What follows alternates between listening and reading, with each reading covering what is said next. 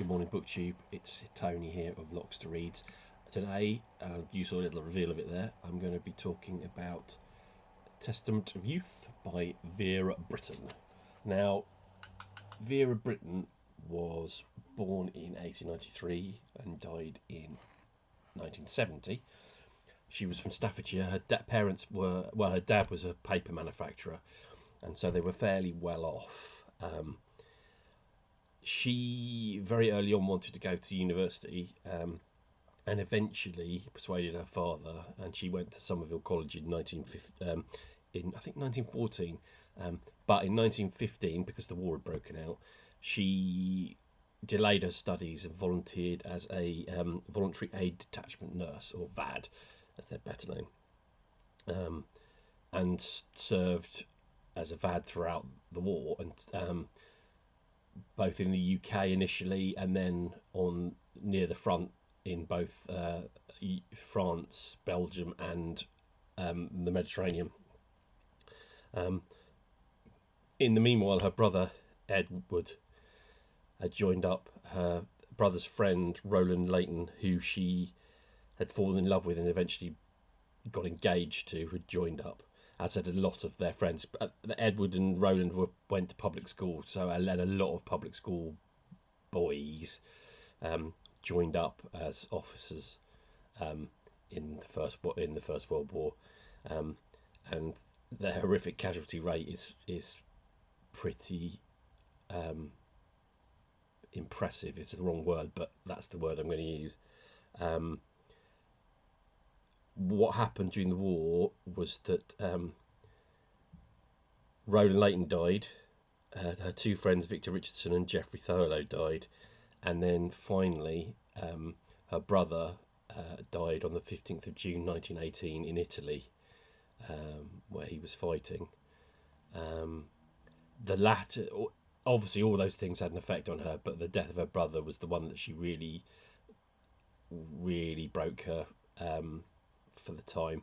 In 1919, she started her studies again at Somerville, met a fellow writer called Winifred, or fellow writer to be called Winifred Holtby, and she studied history there. She mingles with a lot of people that become famous, including Dorothy L. Sayers, who was a professor, I think, was teaching there. Anyway, that's by the by. Then she wanted to write something about her experiences in World War One, and she initially tried to fictionalise something, but nothing would come together properly. She had a novel published in 1923 that was about Oxford, and caused something of a scandal because it was a bit scathing about Oxford professors. And then what happened was the memoirs of soldiers started to come out. Undertones of War by Edmund, Blunden, and Death of a Hero by Richard Aldington both really had an effect on her, as did, she was very impressed with Mary Borden's book, which you can see in a previous video of mine. And so she thought, well, actually, if they fundamentally, if they can do it that way, I can do it. So she wrote Testament of Youth, which was published in 1933, and was very successful on its publication. It's probably one of the most well-known books, World War One books, yet it's not really just about World War One. This is where it sometimes leads people astray. It's a big book, and there's a lot of it is pre-World War One, and a chunk of it is post-World War One.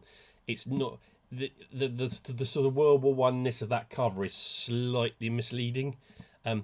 It's not really, in the sense that the centre of this book is her experiences in World War One and the effect of losing so many people close to her had on her. She became a pacifist after World War One. In fact, there is in the introduction to this book, there is some discussion about the fact that her letters from World War One have a different tone than the book does in terms of how she feels about the war and its necessity.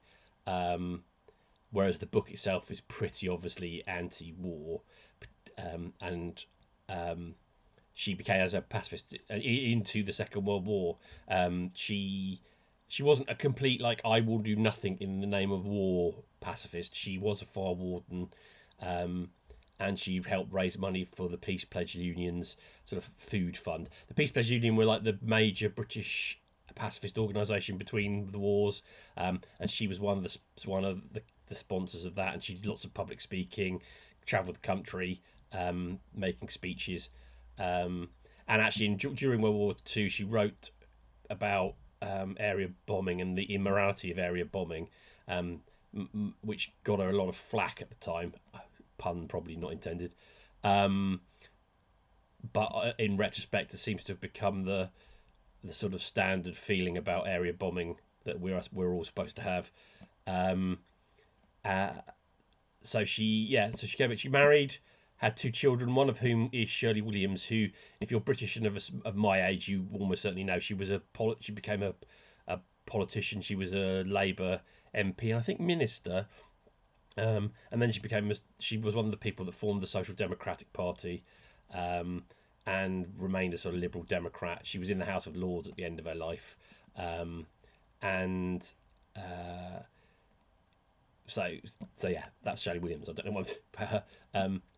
And then finally, when she died in 1970, she asked that her ashes be spread on her brother's grave in Italy. Um, he's buried there. One, I might talk about this tomorrow, but one of the things about the British government is they decided um, that they were going to bury the soldiers that died in near their battlefields, and they weren't going to bring the bodies home. I think the Americans decided to bring their soldiers' bodies home. Um, so there's very few American soldiers who died in World War One buried in France or Belgium or wherever. Um, but British war graves and the Commonwealth War Graves, what is now the Commonwealth War Graves Commission, and then was the Imperial War Graves Commission, um, is an interesting thing. I will talk about that tomorrow because tomorrow is Remembrance Sunday in the UK. Um, it's the nearest Sunday to Armistice Day, which is obviously the 11th of November, which is marked at 11 a.m. by a 2 minute silence. But the main ceremony is now on the nearest Sunday, and it's at the cenotaph, and it can be quite moving. When I was a kid, there were still World War One veterans marching at the cenotaph.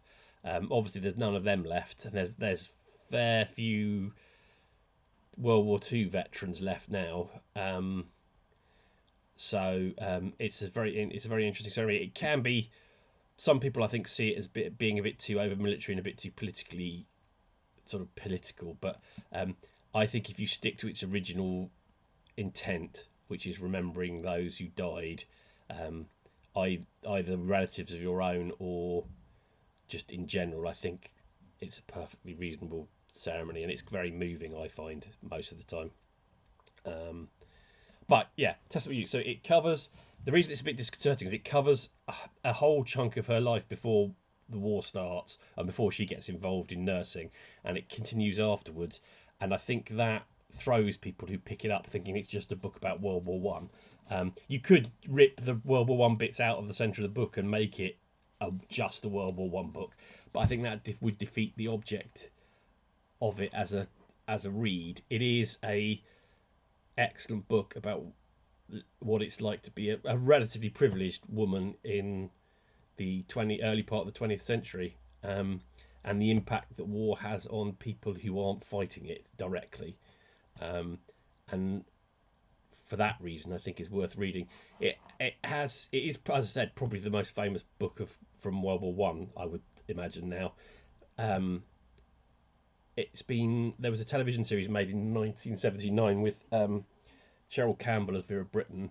That's more of the whole book than the 2014 film with Alicia Vikander in it, which focuses much more on the World War One stuff. There is some elements of the pre-war stuff, but it's not quite as detailed as the BBC series. The 79 BBC series is great. It's very of its time in terms of pacing and direction, but Cheryl Campbell is fantastic in it.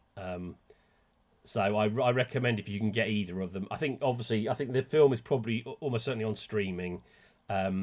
The BBC series is on DVD, but I don't know how easy it is to get because it's I don't know. It might even be on YouTube. I should have checked really. I'll check before I put this up and I do the description. And if it is, I'll put a link in the show notes. But yes, Testament of Youth by Vera Brittain. You should read it, but don't expect it to be just about World War One. It's not like Mary Borden's book, which focuses entirely on her time in nursing. It is a broader book than that, and for that reason, is definitely worth reading. Now tomorrow, as I said, is Remembrance Sunday, so I will do a video tomorrow that I'll either put up after 11 a.m. or early. I want to talk about books that talk about the remembrance experience fundamentally, how we, the Commonwealth War Graves Commission, how we, the Tomb of the Unknown Soldier, the Cenotaph, sites of mourning, sites of memory. If the title of the book that one of the books I'm going to talk about is, I've remembered correctly. So I will see you tomorrow, and if you get a chance, read Vera Brittain. Thank you. Bye bye.